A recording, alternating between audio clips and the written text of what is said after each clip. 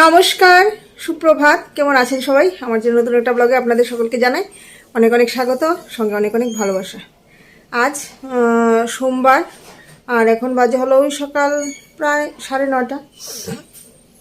আজকে এখন থেকে একটা নতুন ব্লগ স্টার্ট করলাম, সেই সঙ্গে আজ হলো জন্মাষ্টমী। তো আপনাদের সকলকে জানাই জন্মাষ্টমীরও অনেক অনেক শুভেচ্ছা। যদিও দেখুন চোখটা কীরকম চুলকাচ্ছে আর জল পড়ছে, লাল হয়ে গেছে। যদিও জন্মাষ্টমীর উপলক্ষে তেমন কোনো কিছুই আমি করছি না, আমি কোনো বছরই তেমন কোনো কিছু বিশেষ কোনো কিছু করি না জন্মাষ্টমী উপলক্ষে, আর এবছর তো করছি না। আর ঘুম থেকে উঠেছি 8:30 হবে, বিছানাপত্র গুছিয়েছি, দেখুন কীরকম। আর এই ঘরের অবস্থা দেখতে পাচ্ছেন, শোচনীয় অবস্থা। এই যে দেখুন আমার সন্দেশ সারা ঘরে। একটা এই কাপড়ের একটা ব্যাগ ছিল, এটাকে ছিঁড়ে পাট পাট করে দেখুন সারা ঘর নোংরা করে রেখেছে। মেয়ে এখনো ঘুমাচ্ছে, আর ঘর দোর এখনো তেমন পরিষ্কার করা হয়নি, জাস্ট বিছানাপত্রই গুছিয়েছি। আর এই যে দুষ্টু কুকুরটা,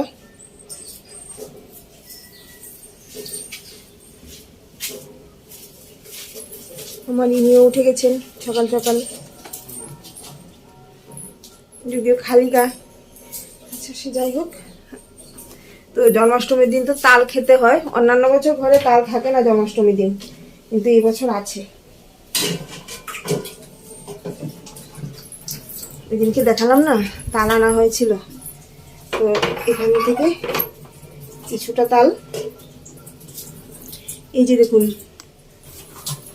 দুধ নারকেল দিয়ে জাল দিয়ে ক্ষীর বানিয়ে নিয়েছি। হ্যাঁ, মুড়ি দিয়ে খাবো। আর এই নারকেলটা এখন মিঠুন তুলে দেবে, আমি মিক্সার গ্রাইন্ডারে একটু গুঁড়ো করে বানাবো না তালের বড়া। এই যে দেখুন এখানে তাল নিয়ে রেখেছি, এটা দিয়ে এখন তালের বড়া বানাবো।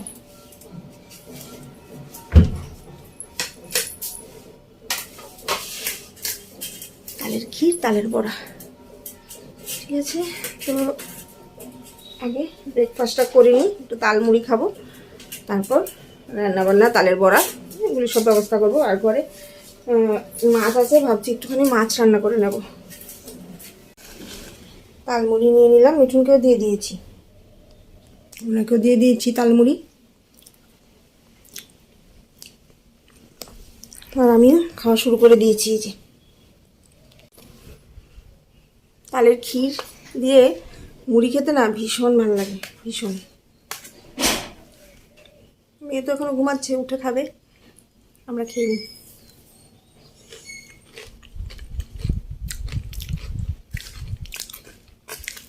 ভীষণ টেস্টি হয়েছে।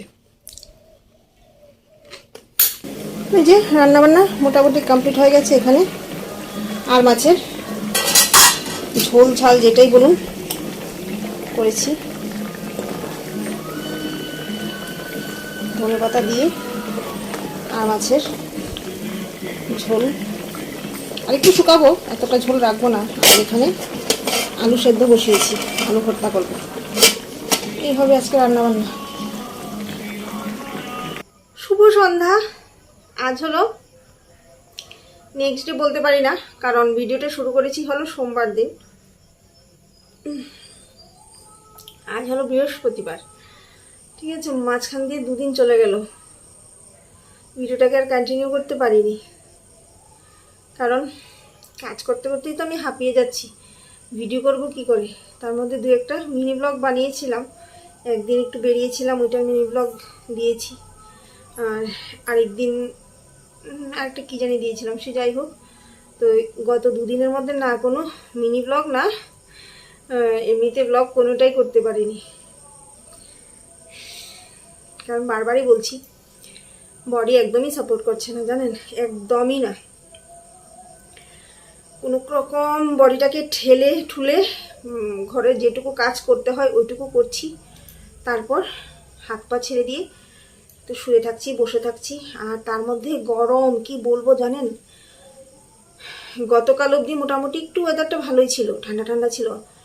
সকালবেলা থেকে এত গরম পড়েছে, দুপুরবেলা তো ফ্যান চালিয়ে কুলার চালিয়ে কোনোটা চালিয়েই আমি একটুকু ঘুমাতে পারিনি জানেন। আর আমি যেহেতু একটু হেলদি, মোটা সোটা, শুলে পড়ে না যখন এভাবে লেগে থাকে আর এই জায়গাটা ঘেমে চুপচুপ হয়ে যায়, ভীষণ অস্বস্তিকর। এমনিতে তো এই টাইমে নাকি গরম বেশি লাগে, আমার তো এমনিতেই এত গরম লাগে। তার মধ্যে আজকে সকাল থেকে মানে এই পর্যন্ত আমি গরমে পাগল হয়ে যাচ্ছি। এখন যে ফ্যানটা অফ করে বসেছি সেটাও প্রচণ্ড মনের মধ্যে সাহস নিয়ে একবার ভেবেছি ফ্যানটা চালিয়েই আপনাদের সঙ্গে কথা বলি, কিন্তু ফ্যান চালিয়ে কথা বললে না ভিডিওতে এত বাজে শোনা যায়, তার জন্য ভাবলাম যে না, কষ্ট করে একটু সময় ফ্যানটা অফ করেই বসি। আর এখন আমার প্রেগনেন্সির 7 মান্থ কমপ্লিট হয়ে 8 মান্থ শুরু হয়ে গেছে। কাজ করতে এতটা কষ্ট হচ্ছে যে কি বলবো জানেন, কিন্তু পুরো সংসারের সমস্ত কাজ আমাকে করতে হয়, না করে কি করব, উপায় তো নেই। এই প্রেগনেন্সির টাইমে, এইবারের এই প্রেগনেন্সি টাইমে মানুষকে ভালোভাবে চিনতে শিখেছি জানেন, কে আপন কে পর এই টাইমে সবচেয়ে বেশি বোঝা যায়। এরকম একটা সময় কাটাচ্ছি, কেউ নেই এ কথা বলতে পারবো না, সবাই আছে, কিন্তু সবাই থেকেও নেই। এসে চোখের দেখা তো দূরের কথা, ফোন করে খবরটুকু নেওয়ার কারোর কাছে সময় নেই।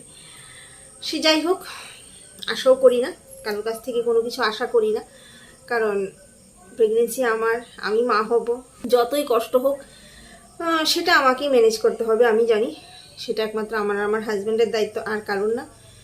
আর আমার এই সন্তানটা পৃথিবীর বুকে সত্যি একদমই কি বলবো, আনএক্সপেক্টেড। কেউ এটাকে আশা করেনি, ঠিক আছে, কেউ আশা করেনি, কেউ আমার এই প্রেগনেন্সিটাকে হয়তোবা মন থেকে মেনেও নেয়নি, কেউ মেনে নেয়নি। আমার এই সন্তানকে হয়তোবা জোর করেই আমি আর আমার হাজব্যান্ড পৃথিবীতে আনছি। আমার এই সন্তানের জন্মের জন্য আমার আশেপাশে যারা আছে কেউই খুশি না, কেউই ওকে স্বীকার করে নাই, কেউই ওকে ভালো মনে গ্রহণ করে, এখনও তো পৃথিবীতে আসেনি, তাও কেউ মেনে নিতে পারছে না। আসার পরও হয়তো বা কেউ ভালো, আমার এই সন্তানকে কেউ খুশি মনে গ্রহণ করবে না। কিন্তু না করলেও, মানুক বা না মানুক, কেউ খুশি হোক বা নাও, কেউ গ্রহণ করুক বা না করুক, আমি মন থেকে চেয়েছি বলেই ও পৃথিবীতে আসছে। আর আমার হাজব্যান্ড আমার সঙ্গে আছে, আর বিশেষ কারোর আমার প্রয়োজনও নেই, কারণ একটা সন্তানকে তার মা বাবা ছাড়া অন্য কারোর, কারণ একটা সন্তান পৃথিবীতে শুধুমাত্র তার মা বাবার ভরসাতেই কিন্তু আসে, ঠিক আছে, মা বাবার ভরসা করেই ও পৃথিবীতে জন্ম নেয়, কারণ মা বাবাই ওকে পৃথিবীর আলো দেখায়। তো তারপর কে থাকলো কি থাকলো না, কে মানলো কে মানলো না, তাতে কি আসে যায় বলুন। আমার এই হবু সন্তান যতই পৃথিবীর বুকে সকলের কাছে যতই নেগলেন্সি পাত্র হোক না কেন, আমার কাছে কিন্তু খুবই ভালোবাসার পাত্র। তো কে মানলো কে না মানলো তাতে আমার বিশেষ কোনো কিছু আসে যায় না, ঠিক আছে। চলুন, কথা বাড়িয়ে লাভ নেই। আগামী 31 অগস্ট আমার জন্মদিন, এই অধমের জন্মদিন। কারণ আমার মনে হয় না যে আমার মতন অধম এই পৃথিবীতে আর দ্বিতীয় কেউ আছে, বা আমার মতন অধমের এই পৃথিবীতে থাকার কোনো অধিকার আছে। তাও ভগবান যেহেতু পাঠিয়েছে, নিজের হাতে নিজের প্রাণটুকু তো নিতে পারবো না যতদিন পৃথিবীতে আছি। সকলের দুঃখের হোক কষ্টের হোক, যত কিছুরই আমি কারণ হই না কেন, পৃথিবীর বুক ছেড়ে তো চলে যেতে পারবো না, নিজের হাতে নিজের প্রাণটা নিতে পারবো না। সে যাই হোক, এই অধমের আগামী 31 তারিখ জন্মদিন। তো হাজব্যান্ডকে বললাম যে আমাকে একটু কিছু কিনে দাও, বার্থডেতে গিফট। যতই বুড়ো হয়ে যায় না কেন, গিফট পেতে তো সবারই ভালো লাগে বলুন। আর মিঠুন আর আমার এতদিনের 6 বছরের সম্পর্কের মধ্যে ও আমাকে তেমন কখনোই কোনো বার্থডেতে গিফট কিনে দেয়নি, ঠিক আছে। ও তো আমার বার্থডে মনেই রাখতে পারে না, কবে আসে কবে যায়, এখন তো একসঙ্গে থাকি বলেও মনে রাখে, কারণ আমি ওর সময় বলি আমাদের যখন রিলেশন ছিল তখন ও ভুলেই যেত, সত্যি বলছি ও একদমই ভুলে যেত আমার বার্থডে কবে আসলো কবে গেল। এটা নিয়ে বউর সঙ্গে রাগারাগি করেছি, কোনো লাভ নেই, ও মনে রাখতে পারে না। তো গিফট কোথা থেকে দেবে? তো এবার বললাম চলো না আমাকে একটা গিফট কিনে দাও, আমি তোমাকে এত বড় একটা গিফট দিচ্ছি, তুমি তো আমাকে একটা গিফট দেবে না। তো বলো ঠিক আছে চলো। তো ইদানিং যে কুর্তিগুলি আছে সেগুলিতে আমি বহুবার বলেছি এখন কোনো ড্রেসই আমার গায়ে লাগছে না, তো বললাম যে চলো আমাকে একটা ড্রেস কিনে দাও। যদিও আমি এখন পরবো এটা ভেবে কিনিনি, কিন্তু যে সাইজটা কিনেছি আমার একদম ঠিকঠাক হচ্ছে, এখন আমি পরতে পারছি। আর আগামী দিনে আমাকে একটু এটা সেলাই করে নিতে হবে। তো দুটো এটা এই যে দেখুন এই কুর্তিটা এনেছি একটা, এটা আমার বার্থডে পারপাস এনেছি। কালারটা দেখুন, একটু পিছিয়ে যাই তাহলে তাদের দেখতে সুবিধা হবে। এই যে দেখুন এই যে দেখুন কেমন হয়েছে জানাবেন। হ্যাঁ, ফুল স্লিভ একদম প্রায় এটুকু, গরমের মধ্যে পরতেও পারবো না। সে যাই হোক, এই কালারের আমার কোনো কুর্তি নেই। তো আরেকটা আমার একটু গোল্ডেন কালারের মধ্যে পছন্দ হয়েছিল, তো মিঠুন বললো যে তোমাকে এটাই বেশি ভালো লাগবে, এটাই নিয়ে নাও। তো আমারও মনে হলো যে না এটাই ভালো লাগবে, তো এটা নিয়ে নিয়েছি। এই একটা কুর্তি কেমন হয়েছে বলবেন। এই যে এগুলো, এটার দাম নিয়েছি হলো 600 টাকা। তো বললাম যে আগস্ট মাস তো চলেই গেল ধরতে পারি, তারপর সেপ্টেম্বর, তারপর অক্টোবরের দ্বিতীয় সপ্তাহে তো বোধহয় পুজো 8 তারিখ থেকে। তো বললাম পুজোর শপিংয়ের জন্য তা যেতে পারবো না, কারণ ওই দিনকে যে গেছি খুব কষ্ট হয়েছে জানেন, বারে বারে বাইকে উঠতে নামতে আর হাঁটাচলা করতে প্রচণ্ড কষ্ট হয়, খুব কষ্ট হয়। আর তার মধ্যে আধা ঘন্টা 45 মিনিট যেতে না যেতে আমার টয়লেট পেয়ে যায় জানেন, দৌড়ে হেসে টয়লেটে ছুটতে হয়। তো তার জন্য বললাম আমি আর পুজোর শপিং জন্য যেতে পারবো না, তুমি আমাকে পুজোর জন্য একটা কিছু কিনে দিয়ে দাও একেবারে, পুজোর ড্রেস। তো বললো ঠিক আছে একেবারে নিয়ে নাও এসেছে যখন। তো তার জন্য পুজোর পারপাসে আরেকটা কিনেছি। এই যে দেখুন এইটা, এই যে দেখুন সামনেটা ডিজাইন করা, এটা ওই জরির কাজ করা সিম্পল। এটাও দেখুন ফুল স্লিভ প্রায়, এই যে লং ড্রেস পুরো, এই যে কাপড়গুলো না এত ভালো এত ভালো কি বলবো, ট্রেন্ডসের থেকে কিনেছি এগুলো, আমাদের এখানকার ট্রেন্ডস থেকে, খুবই ভালো। আর এটার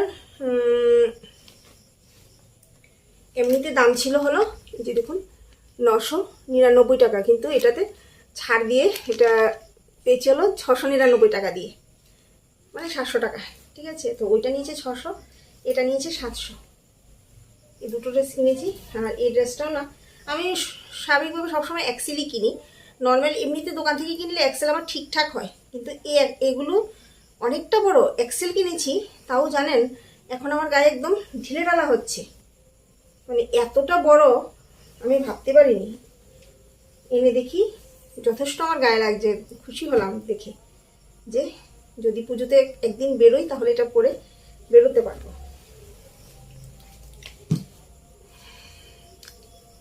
ঘেমে নিয়ে একাকার হয়ে যাচ্ছি।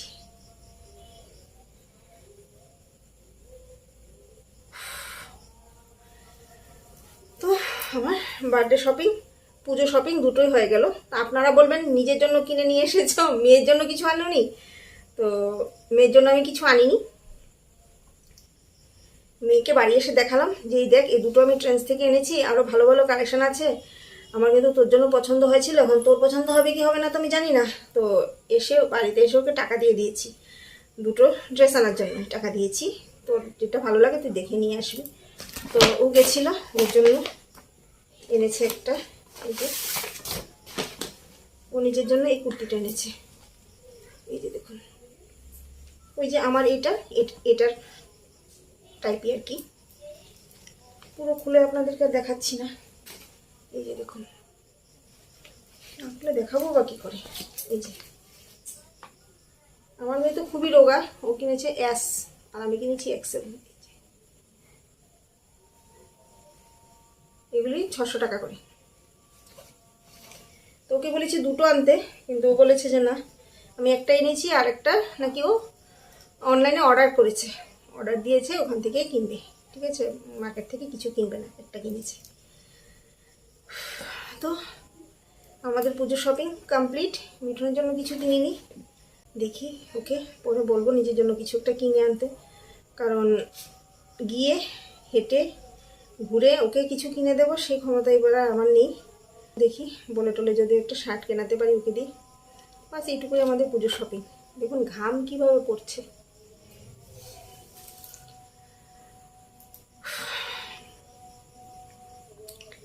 সে যাই হোক, গরমের জন্য আর বসতে পারছি না, আর কন্টিনিউ করছি না, অনেক কথা বলেছি। আজকের জন্য এটুকুই। সবাই ভালো থাকবেন। আপনাদের সকলকে শুভরাত্রি, টাটা।